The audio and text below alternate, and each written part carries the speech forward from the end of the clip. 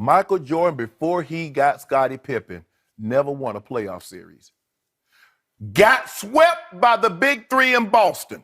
You keep talking about how great he was, but how great was he without Scottie Pippen? What the media does not want you to know about Michael Jordan. Because here are some facts. Before Scottie Pippen got there, a total and complete loser. Michael Jordan was 1-9 without Pippen. We don't hold it against him. When it comes to the best MVPs of all time, there's tons of guys who have phenomenal campaigns that are definitely noteworthy.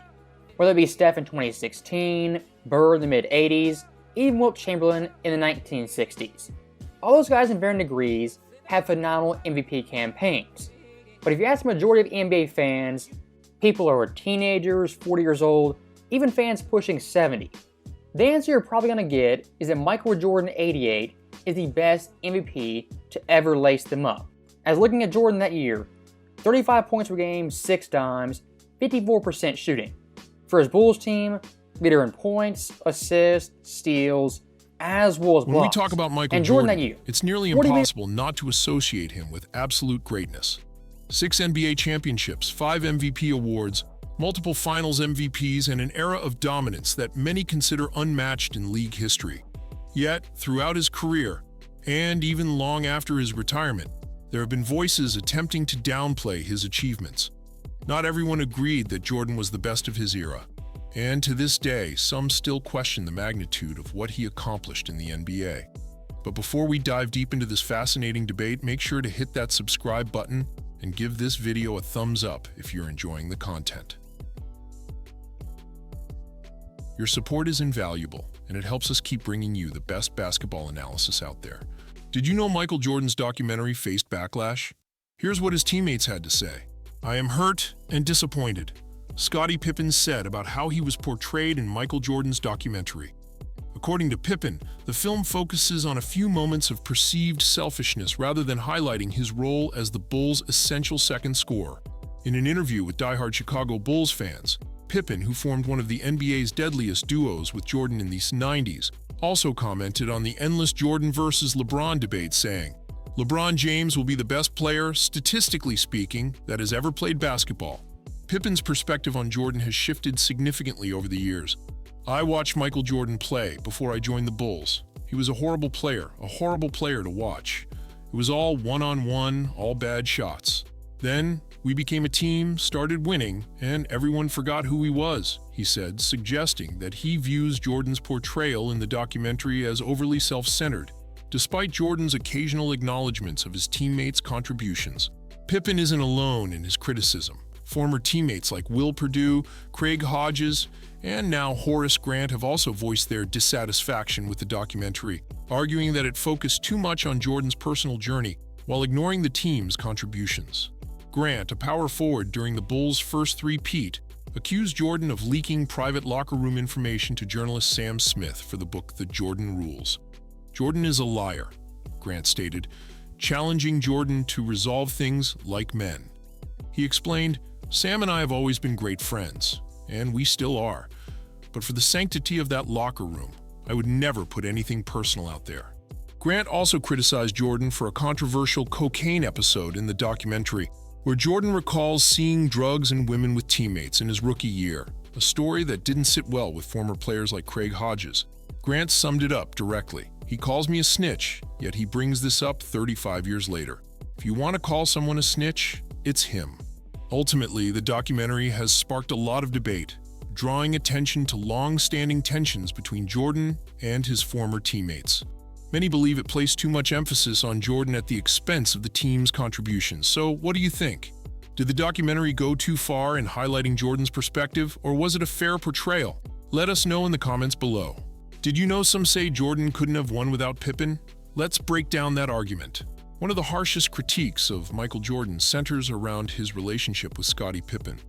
Over the years, some have argued that Jordan wouldn't have achieved his legendary status without Pippen by his side.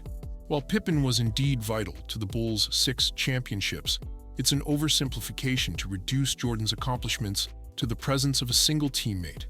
Pippen himself has acknowledged in various interviews that he and Jordan were an incredible duo. Yet Jordan's leadership and ability to handle the pressures of the game were unmatched. Many continue to use Jordan's dependence on Pippen as a way to downplay his achievements. Critics often point out that Jordan never won a title without Pippen, which is true. But haven't all champions needed a strong team to succeed?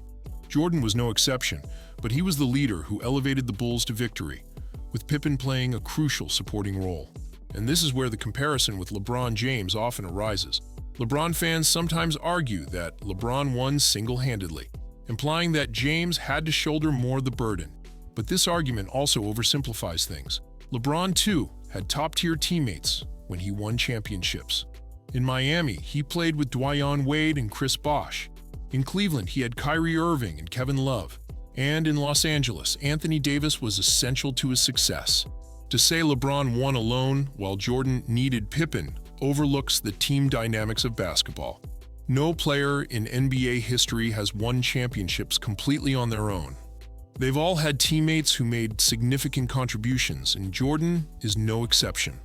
What sets him apart, though, is his ability to elevate everyone around him, something that even his rivals and teammates acknowledge.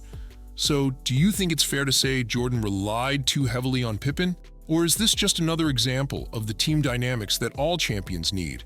Share your thoughts below. Did you know Jordan and LeBron had completely different team dynamics? Let's break it down. An interesting angle in the Jordan versus LeBron debate is the quality of the teams that each had throughout their careers. Jordan's Bulls, especially in the 90s, are remembered as one of the strongest and most cohesive teams in NBA history.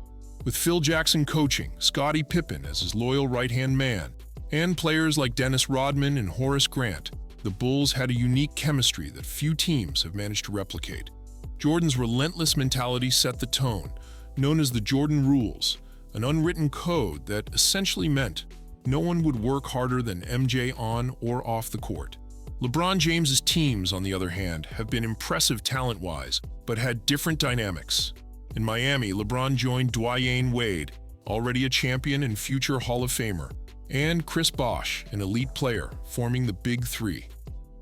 They were dominant, but their path to championships wasn't as smooth as that of Jordan's Bulls. In Cleveland, LeBron relied on Kyrie Irving and Kevin Love as his primary allies, and in Los Angeles, Anthony Davis was crucial to LeBron securing his fourth title. Comparing Jordan's and LeBron's teams is complex. Both players needed key pieces around them to win, but if we look at the impact, Jordan wasn't just a leader, he was the driving force behind his team's success in an era of fierce competition. So what do you think? Did Jordan have the better team chemistry, or did LeBron's super teams make him unstoppable?